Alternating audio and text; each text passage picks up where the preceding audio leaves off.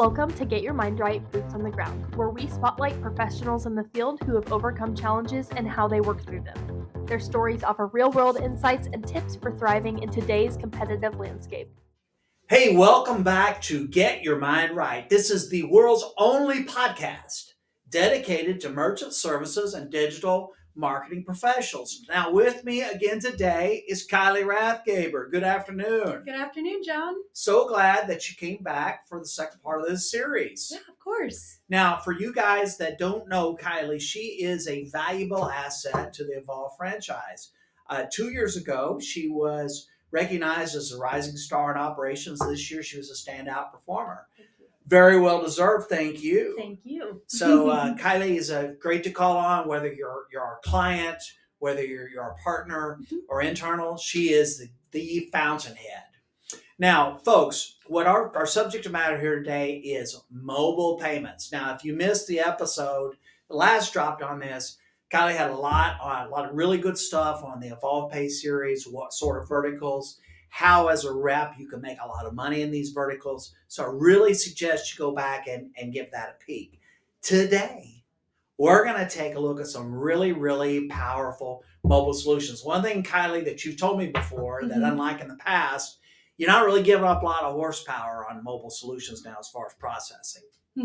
Correct. So that's really what I want to focus in on today. So let's start with this Deja Vu iPOS Go. I want to know how you could take my phone and turn it into a credit card terminal. Yeah, so this is an amazing new technology.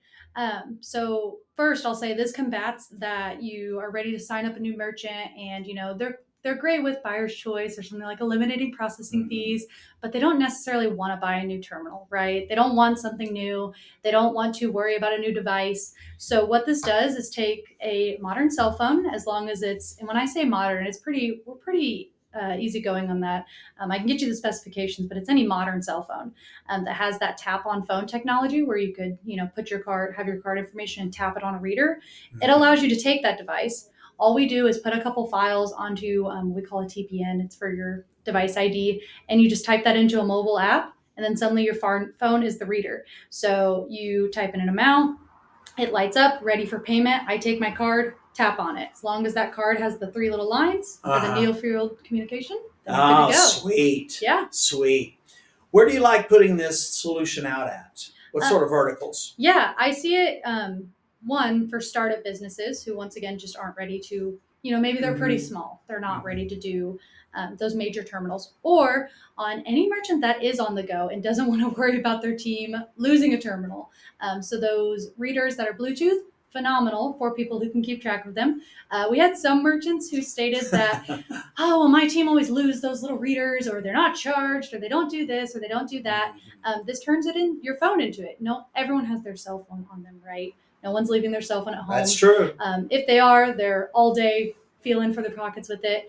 Your employees are going to have their cell phone on them. So having that ability to take the card right then, eliminating any, the reader wasn't charged. I didn't have a way to take the payment. They'll call back in, or we'll call out and accept that payment.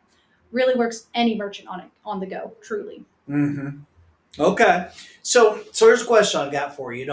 When I'm a small business, I'm starting up, these guys, it's daunting. Right. It's like the whole weight of the world's on your shoulders trying to get this going. And I know setup and learning something is something that really small businesses, they don't want to do because they're overwhelmed. How might this be a good or bad solution? Yeah, so I think it'd be a great solution, specifically because everything I talked about at the beginning of this, where we just do this and we do that and push it to your phone, that's all on the back end. The merchant doesn't see any of that. Okay. So once paperwork's completed, submitted to our deployment team, they're building their files on their end, then calling out for install, scheduling that with their merchant at a time that works for them, and say, hey, just download this iPOS Go app. Oh, it's asking you for this number. Yes, here's the number. They'll provide the number, and then we're done. We're good to go. That's it? Yes. That's it? Yep. So you sign me up to, say, a car detailer. He downloads the app. He's good to go. That's it. That is it. Wow, that's pretty simple. Yes. Yeah, it's pretty simple. So what's been your personal experience with this product? I hear people love it. Yeah, Normally, I can say I have heard some sort of bad feedback on a product, right? Uh-huh. But since it is so simple and easy to use and so quick to work, and for the most part, you're always going to have some sort of connectivity, right? Once again, everyone has Okay. their cell phone, everyone has data on their cell phone. So you don't even need Wi Fi or something like that, or an additional cost for a 4G capability on it. It is your phone. What sort of volume do you see merchants that are putting up that are using Yeah. these type of devices? Oh, it ranges pretty heavily. Really? Yeah. It's not just necessarily small merchants. No, no. So I'm seeing it added to with Deja Vu, as many listeners probably know, is a huge product, right? So when this technology came out, they started adding it to their merchants who are large, using maybe their point of sale systems or terminals and virtual terminals, running a lot of volume through those. But there was just every now and again a customer that maybe they were standing out with them like in the line or by their car during a detail, just ready to get that done instead of, oh, I sent you an invoice. Oh, let me just tap your card right here. Yeah. Filling in that last little final need that any merchant has. So, Deja Vu is a relatively new relationship with Evolve. Can you tell me what that's been like? Yeah, I love this question. The relationship with Deja Vu has been amazing. I have calls with them probably every bi-weekly or so, whether it's with our relationship manager or some of the VPs up there. They, of course, attended our summit. They're phenomenal. Sponsored. Yes, sponsored and attended our summit. Phenomenal people to work with. Really personable relationship. They take our suggestions, if there ever is one that we need, take them in consideration, and not only just say they're putting them in development, keep us updated on that development. I actually just had some conversations with them on different developments via ecom. Those are up and coming, and they're keeping us up to date on those as we're going through it. Yeah, I know. It's we had you know what this like. We deal with our partners, and it's always just one thing after. Hey, you guys need this product, you need that product. No, we don't need any more product, right? Yep. But this actually, I don't know if you knew this, but this actually came from one of our partners, and they were very insistent. Yeah. That we run this to ground, and next thing you know, they've taken root with us. That's awesome. It is. It is. It's been a good pickup for us. So let's segue into the P series and the QD series. So I know they've got a great variety, and we've got all these terminals here. So it's a dog's breakfast of letters and numbers on this. So tell me about these terminals and what sets them apart and what sorts of settings you might put these terminals. Yeah, so you're completely correct. It feels like a bunch of letters in the alphabet, numbers behind them. So there's like the P and QD series. So the P series is going to be your more advanced ones. QD, still very modern terminals. P is just the next step up. But the interface that we're putting on it is the same. So we're using iPOS Pay. And it is the most attractive interface. And when I say interface, I mean what you're looking at when you're typing on the screen and running a transaction. It has different colors. It has little confetti that pops when a transaction clears. I like my confetti. Exactly. First product I've seen take into consideration how it looks, right? They're like, oh, well, it has this functionality. It can do this. It did everything you asked. Deja Vu does all that, and it's pretty. It's nice. It looks nice. If you're facing it to the customer to run the payment, or you have a customer-facing PIN pad, they're also going to see that little pop like, oh, my transaction went through. Suddenly they're excited to be a part of spending some money, right? And the merchant's excited. So running parts of your business should all be enjoyable, right? Even the credit card processing side. I think they're the first people who have really done that. Okay. And with those devices, we do offer really nice slicks that kind of break down each one. So like the P1, which is in a mobile solution, that's going to be your desktop. P3 is one up from that, same as the P1. Walk around with it, 4G. Your P5 is going to be a sleeker device. Doesn't necessarily have a printer on it. It's just almost like a phone on its own. And then up from there. So tell me about this little bad boy that you call the QD3. The QD3 is... Is that play on words, QD, QT? It could be. QT. Yes, it is pretty cute. It does look like a little cell phone. So maybe you don't want to turn your cell phone into a reader. You don't want to use your personal device. Right. I want a device dedicated to Yes. Your employees don't, but they still don't have room in their pocket or in their car for a card reader. They don't want to run around with it. They also don't want something so small they lose. This is literally the shape of your phone. It is the size of a modern cell phone, and it runs a chip card reader. You can text out receipts, email out receipts, and it has that pretty interface as well. Excellent. Very good. So this is a broad question. Okay. Where like we've talked about a lot of terminals here. Where do you see these being deployed? What sort of verticals do they apply? So give a varying answer here. So there is a terminal, the QD2, all those letters and numbers we're talking about. The QD2 is, once again, just a nice mobile terminal. It can print receipts, which haven't really brought this up, but printing receipts and buttons, weirdly enough, is a very big concern for some merchants. I've had merchants get something like the QD3, and they're like, well, it doesn't print. It doesn't have buttons. And we're like, what do you mean buttons? I'm like, I need buttons. So that's when you kind of want to look at those specifications. But the QD2 is your full touch screen with a printer. You can start it off as just a standalone device, maybe with limited inventory.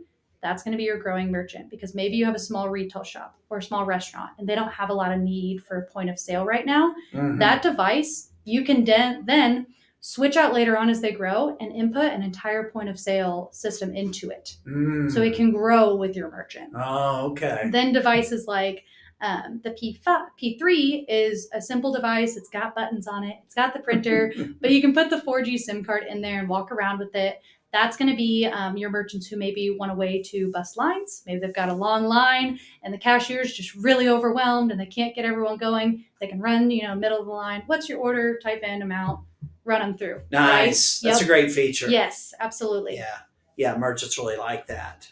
So, I know those guys at Deja Vu. They're pretty slick. I think that QD, I don't think that's an accident. No. Yeah. So let's shift gears here. Let's talk about Swipe Simple. They've got we've had a long relationship with Swipe Simple. Yes. It seems like that it's kind of picked up steam again. Again, they attended and sponsored our summit. Yeah. They've got some pretty impressive functionality. Can you speak to that? Yeah, so their mobile app is actually my favorite mobile app. So a merchant who's really dependent on a mobile app with a Bluetooth reader. So always listen to your merchant, right? Don't go putting them on iPods Go because you think it's the best solution, right? Great solution, but maybe they do want that Bluetooth reader. Okay. That is that nice little black reader, little cube kind of, that Bluetooth with your phone, and you can push payments to it, chip, tap, either of those. The mobile app itself that works with it, you have inventory on it, pretty advanced inventory for like a light inventory model. They call it light inventory. It's pretty advanced. You can add modifiers on it. So think of, a coffee with an additional flavoring that may have extra cost. Like that's very unknown to a lot of mobile apps. It's usually just Coke or coffee. So that has those advanced modifiers. They also just added customers on file on a mobile app. So when I say customers on file, yes. So having the card payment right there, that's normally only something you see on a virtual terminal. They have it on their app. So think of a hairstylist, esthetician, automotive. Anyone has reoccurring people, maybe continually get your oil change, anything like that. You now can pick the customer, cards on file. Hey, do you want me to run this card ending in 5012? I'll run it right now. Cool. Send your receipt. Good to go. Excellent. Yes, huge value add. Excellent. Now, did I hear you say earlier that it tracks inventory? It does. Yeah. Wow. Yep. Okay. Yep. Yeah, it's a big benefit for especially a new small business. Absolutely, right? Yes. What sort of hardware options do I have with this? Yeah, so you have that B350. A lot of people listening probably know, who are industry experts, of the B250. That is very similar device, different manufacturer. So we are still supporting that B250. If you're upgrading a merchant, though, you're going to want to go with the B350, longer battery life. Overall, just better hardware in general, but it looks very similar. You upgrade your merchant, they're not going to know the difference. You also can put this on a PAX A920. So those are those very large screen printer devices, runs the entire app on it. So maybe you started a merchant with the B350, they're growing, they just need more devices, more functionality, better system, maybe a printer. You can add it on there. That is also a mobile device, right? So you can walk around with that as well. Okay, excellent. Well, Kylee, this has been awesome.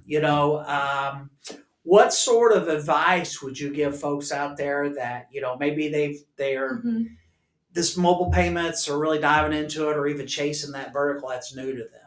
Yeah, so advice I give is definitely run towards it. I know it was very popular, those simple desktop terminals for a long time. There is still a time and a place for those, right?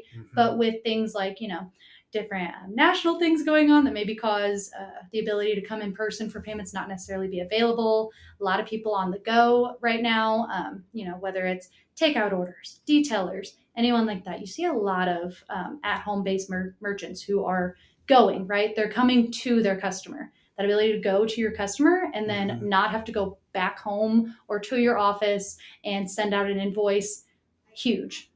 So run towards those. Not only will it, help your merchant out, but in turn, since they're able to accept those payments faster and quicker, you're going to earn more revenue, right? It all comes filing back to you. Excellent. Well, so I'm gonna put a marker down right now. Okay. I get feedback on all my podcasts, and and this is your first time on the show. Yes. And I can tell you right now that people are going to have you come back. Oh, well, thank you, John. I appreciate that. Will you come back? I'd love to come back. Okay. I'll even buy you your water next time. Oh, you have thank to drag you. Your Stanley Cup along. Oh, thanks, John. Thanks for coming on the show. Hey, folks, this was fantastic. Again, this was part 2 of our 2-part series. If you missed the first one, go back. Kylie's got lots and lots of great advice for you and tips and orientation on hardware. And to her earlier point, these are great merchants to run at. Overall, they're underserved. Sometimes they're a little bit harder to get a hold of, but when you come in and you give them a great solution, one that can actually make them money, you're going to find this is going to be a pretty quick turnaround for you. So, John Johnson here, and on behalf of Kylee Rathgaber, thanks for tuning in, and keep and get your mind right.